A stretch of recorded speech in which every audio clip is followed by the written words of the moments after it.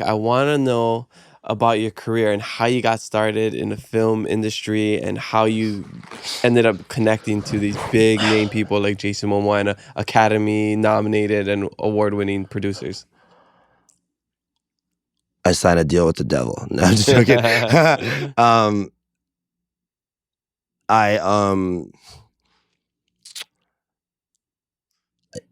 I'm okay. Let me enjoy it. I moved to Oahu when I was 18. After you graduated, where did you I graduate never from? graduated. I dropped out in ninth grade. Yeah, I went to UUH, University of Hanalei, and my classes were in oceanography and ocean propulsion.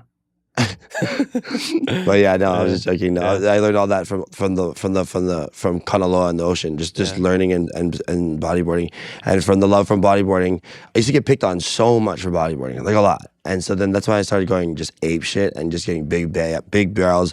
And then the surfers were coming up to me and complimenting me a lot at that wave. You know, the wave was like proving grounds. You know, it was a situation. You know, Bethany Hamilton, Alana Blanchard, we would all be there, and they would always be on the corner. And I remember like Alana Blanchard has seen me in the biggest barrels of all time. Like she was always her and Bethany would always be the one duck diving at the end bowl.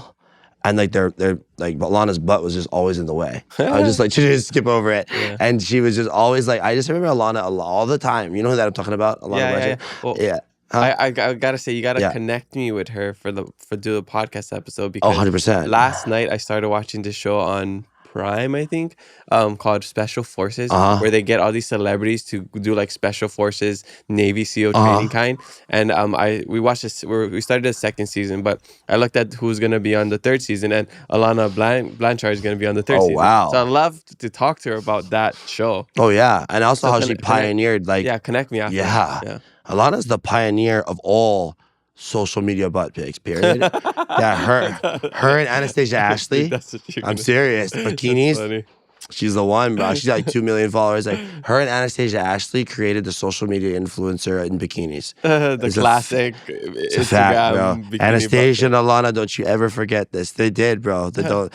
You know, it's a very proud statement. No, they created the influencing wave of women in bikinis. They did. It's something to be proud of, honestly, because it's a culture, bro. And you know that culture. A lot of people say, "Oh, it's superficial." No, girls, all shapes and sizes, are working out hard to look that way, because even the bigger girls, they're all looking good, bro. Sharing when I was back in my day, boy, when I was growing up, you know, like there was not that many in shape people, bro.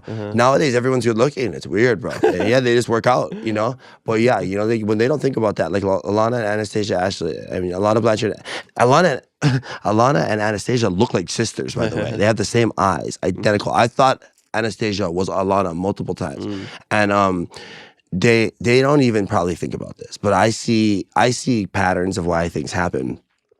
The amount of things that they've changed and influenced, and the better overall health of the generations in humanity came from that influencing era that they pioneered. So people don't understand that things like that improve the overall well-being and health and lifespan and longevity of so many people that might not be here today, and created careers and dreams to come true for many women that would never have chased those dreams. And it all had to do with that butt pic, you know? And it's like, it's amazing what deeper than a butt pic. The Okole changed the world. We're you know what I mean? That. You know, it really did. I remember I remember they were always duck diving, and I was in the biggest barrels, and it was just like in Kauai, that's everything she did on a wave is just like that. How could you not notice it? You know, it was the way she surfed that made it famous. And so the Okole changed the industry. That's crazy, bro, right? That's funny. All right, so speaking about the film industry. Well, yeah. So yeah, I'm growing up watching Alana's butt and just going. So yeah, I used to. I would film my friends surfing so we could get sponsored. You see what I'm saying? Just like how people start off filming their friends skateboarding. Yeah. So you were just that way. Well, I would film myself. Yeah. Like literally, I would set the camera up on the beach, or we would trade spots. We would do missions, bro. Like we would paddle from Ke'e Beach to Hanakapiai or Kalalau. Bro, this is 5 to 6 miles of paddling on a boogie board, bro, down a shark-infested death trap of the Nepali coast, hugging the cliffside to stay away from the deep. And you're by yourself, the cliff's vertical. There's a drop-off that's like 1,000 feet, and then there's sand. And you are just by yourself paddling with a plastic bag and my video camera inside. Lunchbox I would use a lot of the time, and make sure the lunchbox is on top of the boogie board. I think about this stuff nowadays, bro, and like the levels that we would go to. I would go Hanakapi by myself, bro, a couple stupid times. And like what I would do is, I'm just gonna tell you how I became such a savage at filmmaking. I had a little Sony Handycam that was about this big. That thing was the only one we had. Like Tyler Newton, Dylan Millamid, Bear Bailey, Alex Smith, Koa Smith, Travis Smith, Kristen Steiner, Erica Steiner, Savannah Kennedy. I'm just gonna drop these names because this is who I grew up with. Alana Blanchard, Bethany Hamilton, Ryan Hamyoung, Gavin Kennelly, Kiala Kennelly, Andy Irons, Bruce Irons, Dustin Barca, Stevie Wu, Mickey Kolu, Kaili Alanalan, Joseph Coheen, Stephen Coheen. Picture all those people, and there's more, I'm sure. Like, Lance Tanaguchi-Fu, Rogers Tanaguchi-Fu. There's a couple more, bro. Like, there's the Tagaros, and there's... Yeah, everyone I'm saying, you hear how many people I've said? We were all boogie boarding, surfing, doing our thing as like a unit, like a group of people, bro. Shout out, Summer Bendor, and this is a crew, okay? This is a generation I'm talking about, and I'm just speaking this because this is never gonna be. They're never gonna be spoken in a group like this ever again on a thing, and I owe them everything in my life. Like, Ian Hamyoung, Ryan Hamyoung especially, that person, and Kaili Olanalan and Joey Coheen. Those are my best friends in the world. Ryan and Kaili have broken one eardrum on each side from us just growing up together and just like me learning respect, you know? And so growing up as a boogie boarder, I realized that I would get picked on so much, bro, seriously, but they respected the hustle because I would videotape when I wasn't boogie boarding and I would capture the boys surfing. And I would picture like growing up with Andy and Bruce Irons, Dustin Barca, Ryan Hamyoung, and a couple other pro surfers would come by like from the outer islands, right? And every day you're seeing Andy and Bruce, 3-time world titles. Mm-hmm. You're surfing the best waves in the world with just them out.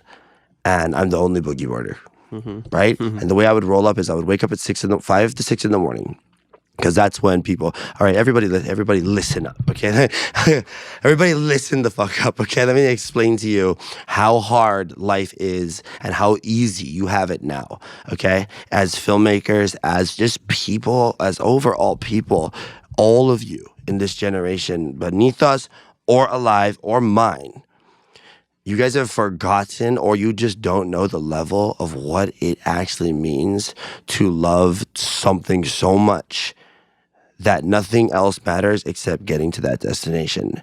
Yo, this is going to be the most impactful rant in history, okay? That's not going to go long. So every morning at 5 a.m., I would wake up. I would put $5. My mom would give me like a couple bucks or something. I put it in a plastic bag and a towel, no cell phone. No way of telling what the waves were. 596 surf was the only thing you could call, and that's Oahu. I get up and I walk 2 miles through Kilauea School, through the neighborhoods. And by the way, this is the 8th or 9th time I've moved. This is 9th grade. I got into a fight with my brother, Parker Blaylock. We were good friends, but I got punched in the face, and I was like, Mom, I don't go to school anymore. And I used the black eye to get out of school. And so I could just boogie board, you know? So I'm like, okay, once I realized you could hitchhike, it was over, bro. I was like, bro, let's go. No ego, zero ego. I could never hitchhike now. No ego. Pride and confidence that I'm going to be able to go surf where there's waves, and pride with my thumb out, holding my boogie board with my fins in my plastic bag, because I'm going to go do something in my life. I'm going to go surf. It's okay. How do you not have ego doing that, everybody? It's just, it's beautiful days, bro, before you care what people thought. So every day, I would walk 2 miles to the road, and it would be about just cracking at sunlight. I knew all the construction workers would go work. The construction workers were the only ones that could pick me up hitchhiking because they had the truck bed, usually, yeah? And I would always see the same one. As soon as I see one, lock eyes, I jump in. I would probably catch a ride with these people 30, 40, 50 times a day. We would never speak. They would drop me off, and I would go. I would see them out in the lineup, go. You're spending this much time in an existing ecosystem of life and picking this kid up every day. I think about what they used to think. Every day they would see me on the side of the road with my yellow boogie board and fins at exactly the same time they're going to work to feed their families, hitchhiking, trying to become a professional bodyboarder. And I could look up at the sky and I would see the way that the clouds were, the smell of the air, the thickness of the mist. I would know exactly how big the waves were. Judging by the clouds, I would know what wind it was. Judging by the speed of the trees at a certain height, I would know what trade wind's speed it was.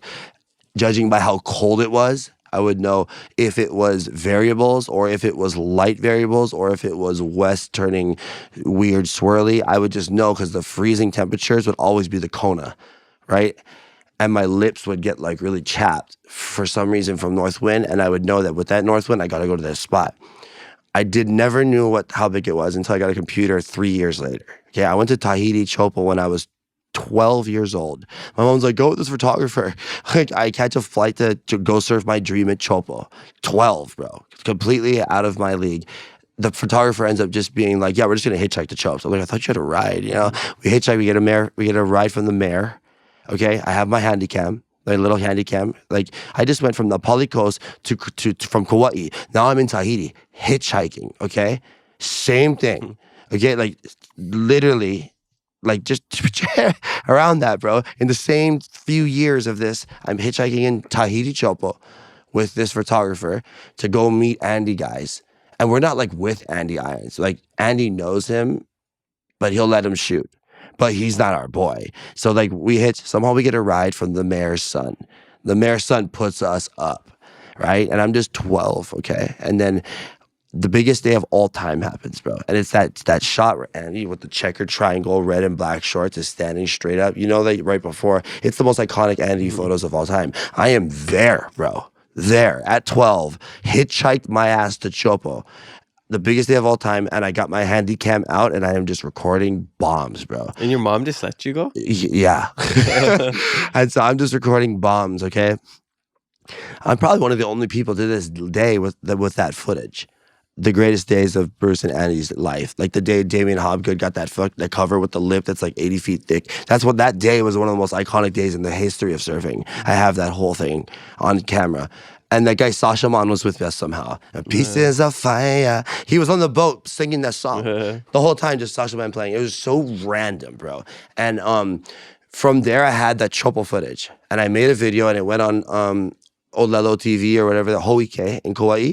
And then this man named Bob Sato hit me up. Bob Sato is a Kauai classic. If you ever seen the Kauai classic, it's a fish. It's a Christian.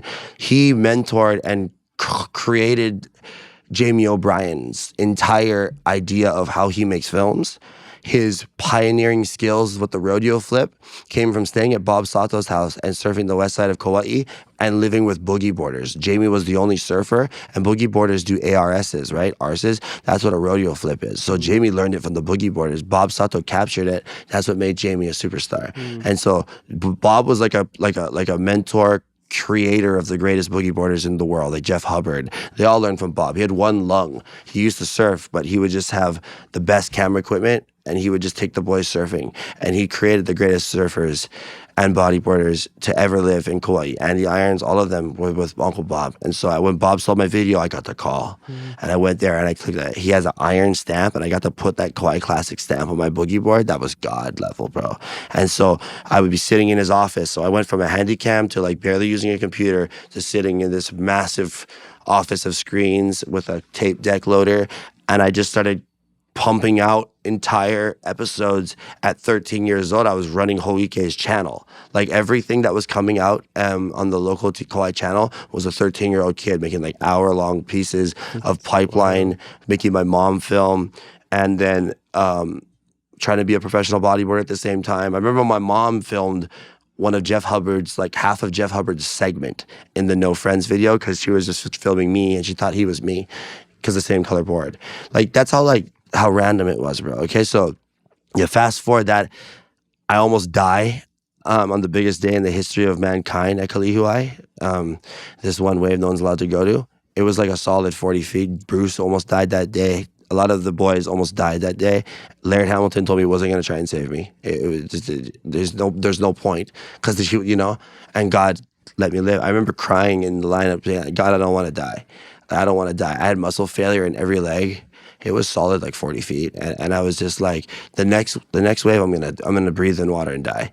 And then like, when you have that feeling, when you have that peace, it's very very scary, but you're helpless.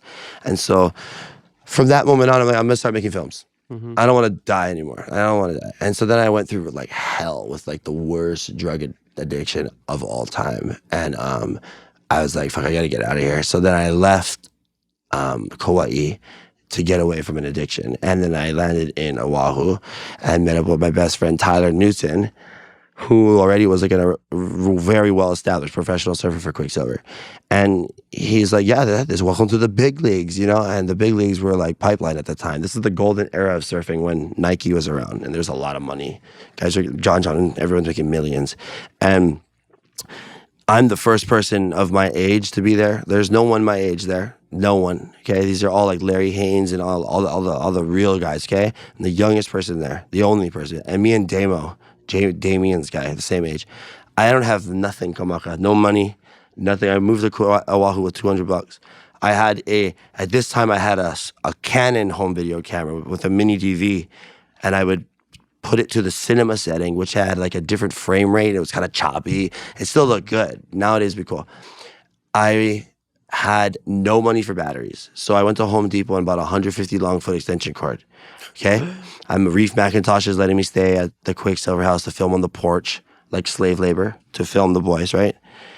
But that's how you do it. You have to pay your dues. You have to literally suffer and just show us why we should give you a chance. I guess that's how it was, right? There was no cinematographer for a surf company back then. You just shot and sold your clips, bro. I created that position with Ruka. We'll get to that. So I literally would plug my 150-foot long extension cord into the Quicksilver house, and there'd be people on the beach. You just see me rolling out this fucking cord. Rolling out this cord as if like I'm gonna do something massive, you know, like we're gonna build like a scaffold for a contest. No, it's just me. I have a splitter. I put the splitter down. I plug my camera into the splitter, and my other battery's charging.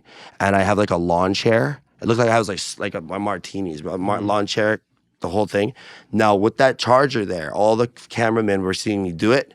They need to charge their batteries. They have money, but they start coming and charging their shit. That's how I started to meet everybody. And then next thing you know, I have the biggest network because I'm charging everyone's batteries, bro. Right? And now the next thing you know, I'm living at the Oakley house. All right, so you moved into the Oakley house, and you just moved had in. like I wasn't even Ruka sponsored. thing. I wasn't even sponsored. No, I was moved in, and Danny Fuller's like, "Who's this guy right here?" And Danny Fuller asked me who I was, and I was just like, "I'm the best editor in Hawaii." Like an editor. That's what you said. Yeah, like not a director. I'm the best editor in Hawaii. Like but like I was the only one in the surf industry that did that. Like my age, right? I didn't know what I was talking about. He like believed me too. And then next thing you know, he's like, "Okay, bro, come." And he had like a MacBook, and he had all this footage, and he's like, let's make a video for Ruka. Dude, it's YouTube just started. It's just ancient, bro. Like making a YouTube, like a video with music, but we created that shit, dude. We made Ruka's first video. Okay, I made Surfline's first music video to surfing. It had Adele rolling in the deep. We never even knew you needed a license, bro. We posted that thing on Surfline right there. Surfline said, oh shit, we just got flagged. Oh no, Surfline's the biggest company in the world for watching, right? And so my first two videos were the first video ever made for Ruka, and Makua had just left. He won the Sunset Cup. He had the Hurley sticker on his board, and then he wanted to ride for Ruka with Danny. He took the Hurley sticker off. He put the Ruka sticker on. He paddled out to the Waimea Bay, and that's when Ruka was born in the surf industry. When they saw that on Makua's board, and then Danny was Makua allowed Danny to be signed to Ruka because he gave some of his paycheck to be given to Danny so he could be partners. Makua founded that company, bro. You know what I mean? Like, he really did all of that with Ruka. So me and Danny make the video. We send it to Pat Tenori. Pat Tenori loves it. Now all of a sudden this idea of a cinematographer and a job's going to happen, right? This position doesn't exist, Kamaka. There was never an in-house video person at any surf company in the world. And so we go and I make one more video called The North Shore Experience, and the winter's over, okay? Now, like, we're on a roll here. We have momentum, right? It's either like I run out of money and I go homeless over there and have to go back to Kauai. Never go back to Kauai. Like, I cannot go back. I'm going to die if I go back. And I'm just like, I have $400, and Uncle Eddie Eddie Rothman gave me my first real camera. After, oh, and by the way, at the Oakley house, Makua came over and he took all my stuff. So when I came back, I was like, "Where's my stuff?" And Rico Jimenez was like, "Makua took it." I'm like, "Oh my God, I'm gonna get lickings." I'm thinking because back on the North Shore they were beating the shit out of everyone for nothing. And so I go to Makua's, and Makua's like, "Come upstairs." I'm like, "Oh, I'm gonna get licked upstairs." Like, it was scary, bro. So I go upstairs, and Makua had built me a desk. And like had a computer, and he's like, "You're gonna live here now," And I'm just like, "What the fuck?" Like, thank you, brother. Like, and I still never trusted him. Like, I just never trusted him because they're so scary back then, yeah. And then he's my best friend today. Now, like, has my back no matter what. And so when the winter was over, they're all leaving, and I'm just like, I gotta go to California and force my way into getting this job. And so like I book a ticket with buddy pass for my auntie, $400. I remember my auntie being like, "You shouldn't go to California $400. What are you gonna do up there for 2 days?" Everyone's always doubted everything. My auntie believes in me, but she's a realist. Logic, right? Why would you go to California with $400 trying to chase a dream for a position that doesn't exist? I go to Cali. I live there for 2.5 months with Tyler. Right when all things are about to just have to give up with no choice, I get the call from Pat, and they created a position for me. After that, Hurley got one, and that's birthing that. And then I worked with BJ Penn with Nick Diaz fight, and then I created I called the show the Road to UFC 137, and they call the show the Road to UFC 137. The UFC's show today is called The Road. So I created that name and that concept idea. Yeah. So the Road to UFC 137 was with BJ and Nick Diaz fight, and he's like with his daughter and all that stuff. And they liked the show so much, UFC put it on their website, and I remember seeing it. I screenshot it. I was all stoked, and all of a sudden, like, their show was called The Road one day. Whatever, it doesn't matter, And I went on to going back to the winter, doing my thing, and then again, craziest drug addiction ever. Like, those oxy pills hit the streets and just started killing everybody. And he died like right away. And the whole North Shore was screwed. And then I just went from like literally Las Vegas stadiums to just like the darkest place in my life. Like, opiates and that whole heroin scene is killing Native people. I've seen it kill so many Hawaiians, so many. 10 Hawaiians I know who are very good friends of mine, all of them dead.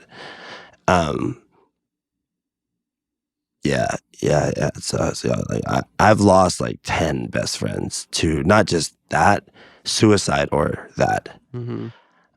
All Hawaiians and all over someone just answering the phone and just letting them feel away, right? It's sad, man. But that part of my life was gnarly. And so then, like... And what age were you at this point? 20. 20? Yeah. Dang. That was crazy, bro. And I wasn't even 21 yet. I was getting in the clubs when I was 18. So this was mostly just drug addiction. Where was alcohol mixed into it? None. Just those pills. Yeah. Everybody was doing them. Everyone I just said... Well, I've heard stories of that whole North Shore scene. Yeah.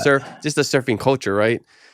Yeah, the main people though, like the main people, and the execs, like Everybody had no idea what was going on. We didn't know those drugs were going to do that to us. We had no idea. And how were you getting them?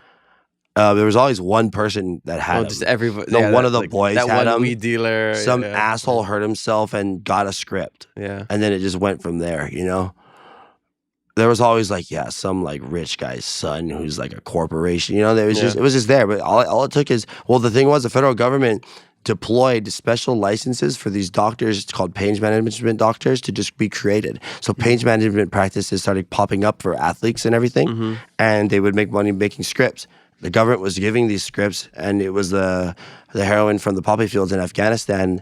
The Cheney administration made these things and wanted to push them to America. It was a situation. It was a full setup. They got the whole nation. They got sued for billions of dollars for doing that. And it killed like a lot of people. And so I'm the only one that got really, really crazy because I'm a committer. You know, like I'm someone. If you're gonna do it, you're gonna do it 100%. Yeah, and I'm gonna do anything necessary. So like after, then it started to slowly just go downhill. Like the winter ended. Like I remember like what cool guys got out of hand. They took the cameras back, and then I went back to Kauai. And I remember it's kind of fucked up because it's like I seen like Ruka and Pat Tenori, they put so much people through rehab, but they didn't give a shit about me. They just let me go, back to it's like crazy, bro. Like it's just like it just kind of hurts my feelings sometimes. It's like I created your branding, bro. Like fuck your athletes. Your athletes are nobody without me. That's a fact. Your company, your brand, your image, the way it is perceived to the world, I created that. And yet filmmakers are the worst treated people. And so that's why like I just had to become someone where you can't treat me that way anymore. And over time. So when I went to Kauai, I was just losing my mind bad. Like you imagine having that lifestyle and then it's gone. And you're just like I was like I'm not gonna say I don't know how to phrase it, but like I'm a gangster. Like I grew up like that, like surfing, fighting, drugs, adulthood was that. In Kauai, it doesn't matter how much money you have. In Kauai, if you're rich, you're worse off. In Kauai, it doesn't matter if your girlfriend's beautiful. It doesn't matter what kind of truck you have, although trucks are pretty cool. The only thing that matters, the only fame in Hawaii, in Kauai, is if you can fight or not. Are you respected? That is it. Respect. You would literally throw down, like, I've watched people die, be half paralyzed from fighting.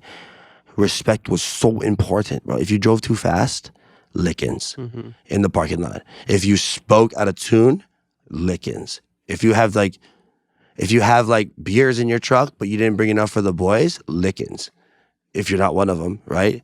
If you accidentally talk to any of the boys' girlfriends, lickings. Bro, we used to drive around as kids and be so scared to run into the boys.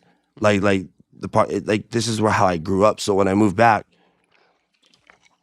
I am one of the boys now, right? I already paid my dues. And with that comes a little power in Kauai. Get what you want, but it runs out quick. Next thing you know, I'm facing 15 years in prison with a $150,000 bail. Oof. On the front page of the newspapers and all over Hawaii News Now. I hate Hawaii News Now, bro. They blasted my image for no reason, bro. It was so lame. For a crime I never committed, by the way, that was completely not attached to that in any way or form. And they called us the burglary ring, like mass ring of burglaries from the North Shore. I didn't have nothing to do with that. I fell asleep in the car. I had no idea, but it's regardless. I don't regret any of it because it was a part of the story and it had to happen. And if God wanted me to go down that path, I realized in prison when I was sitting in the hole facing 15 years and 100 days had gone by and I was in prison. I was in the segregation unit because I was going crazy in the cell because it's like 8 people, 23-hour lockdown a day, 1 hour outside. That is gnarly. And I flooded the cell so I could go into the hole and be alone like Bruce Lee for the hole. What is the hole? The segregation unit. Like, what is that? It's like a room as big as this couch right here. And there's a bed and there's a toilet and that's it. It's that big. It's a hole. It's a little tiny room. Maybe like a 10 by 10. Yeah, with a bunk bed and a toilet. and a sink, and it's dark. So like there's a little window they check and they open it and they look to see if you're still alive, and then they close it. It's just like a head count, and they feed you through a mail slit. Yeah, you, like pull it up. No, it's like a slit for mail. Oh, wow. And like I imagine like from the outside looking, it's like an animal. Yeah. I felt like a dog, and I was in there by myself for 30 days, just chilling. Did that change your life? Yeah, when I got out, I was talking to myself. But like I would just walk in the yard alone and just think, and it made my mind very strong. But any longer, I definitely would have lost it. I know some people that have done like 5 to 7, 10 years in there, and they're like fine. Maybe not, but they have very good control. Like, so how long were you in, like in total? In total, like a year. It's like I bailed out for $150,000. Like my auntie put her house up, and then I went to like a rehab thing at Hinamauka, and then what really helped me was the church, like Hope Chapel, the most loving community of all time, like Trevor and Tate and Justin and all the people over there. I was going for the rehab and I was going there, and they found out I could do video stuff, and brother, they're so loving, bro. I was like, can I help you guys like make films? Like I have, I got the cover of the midweek magazine, I showed them, oh yeah, sure. Bro, they took me under their wing, and they just started like, I was on the morning announcements a month in on the church, bro. Like the whole, like thousands of people, and I'm on the church giving morning announcements, talking about what's happening. And then I met the greatest girlfriend ever in there. Her name was Ashley Childs. That person helped me. I would be dead without that person. And right when I was like, we started dating, I was like, oh, I gotta go get sentenced, because I was in 100 days, right? I thought I was gonna get probation. The prosecutor told the judge, don't send me back to jail because he's doing really well and it'd be destabilizing. This judge didn't give a shit. He was just like, you know what? We're going to give you a deferred acceptance. Which means they wipe all my charges. I think 20-something felonies. Wipe it off your record, but you have to complete whole probation. And so I complete, the judge is like, you have to pay for what you did. I don't care what the prosecutor is saying. I must have robbed someone he knew. Honestly, it was very biased, bro. It wasn't fair. And the guy gives me like 8 more months. Like you had to go back to prison? Yeah, like I literally I got my job back from Ruka. I was set to start within a couple weeks. Got it back, bro. Like $15,000, which is a lot of money to me back then for the month. I made a big proposal and I did it. I have the girlfriend of a lifetime, so beautiful. Like my dreams are have come to life. I've flipped my life around. I've been sober for 2 years already.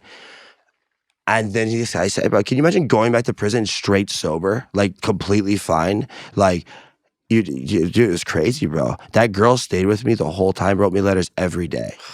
And then when I got out, she flew to Oahu. And then and the things, people's lives go in different directions. And I was dead set on becoming the greatest filmmaker of all time. And then at what age were at this point? 24. 2014. So this is about a decade ago. Yeah. So from 2014, I just didn't stop. So that was like, you got out and you're just like, I'm ready to just make a name for myself. Oh yeah. And but I started from the worst position possible. Everyone from the bottom. Everyone hated me. Yeah. Everyone hated me. Everywhere I go, people are like, you ripped off this, you ripped off that, yeah. Like hated me. Like just the whole world hated me. I had not one friend. I remember I got a little job for $500 and I bought a Kawasaki Ninja, a street bike, because I couldn't drive because I went on high speed chases before. And you got to tell me those stories off the podcast. Yeah. And so, and then I would ride the street bike just like when I was a child. Now, every 5 o'clock every morning, only have a street bike now. Mm-hmm. And I would pull up to the Ruka house and I would just film for free because I had to take it to the chin. Someone else got the job the second year. So I shot for free all that winter and out-created everybody on the North Shore for free just to teach everyone a lesson that I'm the best. And then the next year, I got Rockstar, Hurley, Ruka, stacked them all up one by one. And then, it was great. I've had so many, and then I found an amazing girlfriend. The other one that stayed with me in prison, she lived in North Dakota, so we grew apart. Mm-hmm. So then I had a fiance. At the peak of my life. You're engaged. Peak of my life, at the time. So this is at 27 now, okay? Dang. We are typhooning in the industry of surfing. It's like me, Koa, Miko Rothman, Nathan, and Eli, and we're just killing the game, killing it. Like movie premieres around the whole state of around California. We've hosted 3 sold-out, multi-thousand people premieres at the Modern. Biggest nights the Modern's ever had in that big ballroom. There's a red carpet. It's like showing people how this shit's got to be done, bro. Like proper typhooning. Billy Kemper was winning the Ride of the Year and the Piahi contest with the same wave. I filmed that. Billy wins 4 years in a row. Like, bro, like we're just murdering the game. From filmmaking to surfing, like we are the industry. We are the culture. We are everything. And all the way up, and then my fiance leaves me in like the most horrific fashion on a press junket for one of our movies, Shadow Company with Koa guys. I've never felt more pain in my life. I cried like a wailing dead animal for like 7 days straight, nonstop. Never ate. I remember flying. It was in San Francisco where she left. She just jumped on a plane and dipped, and I was like, I don't know what happened. I didn't do anything wrong at all. It was a psychotic break, and it was like we're about to get married a month from there, and just like this whole, it was really sad. It just was sad. And so I remember sitting in the airplane flying back, and I was just crying the entire time profusely, like next to everyone standing next to me, like all the people sitting next to me. And so then I get back, and then I have this movie premiere, Shadow Company in Kauai. I mean, at the Modern, and that was the last time I will ever feel like that pain again. Like from that moment forward, I was just like, you know what, bro? I don't care. I believe in respect, and I respect myself, and I'm done like trying to find happiness in other people. I'm gonna find happiness in being the best person I can be, and being the biggest influence that I can be, the most inspiring person I can be. And my life is at the service of my people, my Native people, my culture, my friends, and I would just dedicate it and then Jason hired me right after that. I made a show called Born and Raised that said the kings of big wave surfing are Kai Lenny, Makua Rothman, Billy Kemper, and Koa Rothman before they were. And the show was on Fox. And Billy just won the world title on that show. And that was like a parting gift to Hawaii, because right after that, Jason narrated the thing. And so then when Jason Momoa called me, I didn't believe it was him first. I was being pranked, but he had followed me a year before. And the day he followed me, I made every video I made for that guy following me without him knowing. Every single video, tailored to their style, going as hard as I can. It was the most active year I ever had in my life because that man was following me.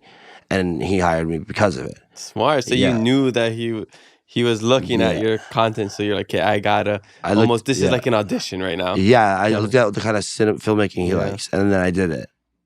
And I just what made him notice me was one shot, like one clip. It was what triggered it, and it was of Ulu na Piahi, a Native Hawaiian, always a Hawaiian.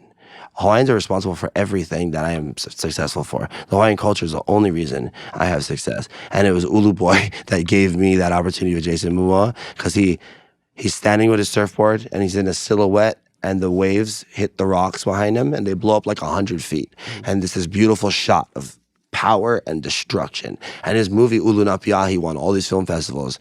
I made with him.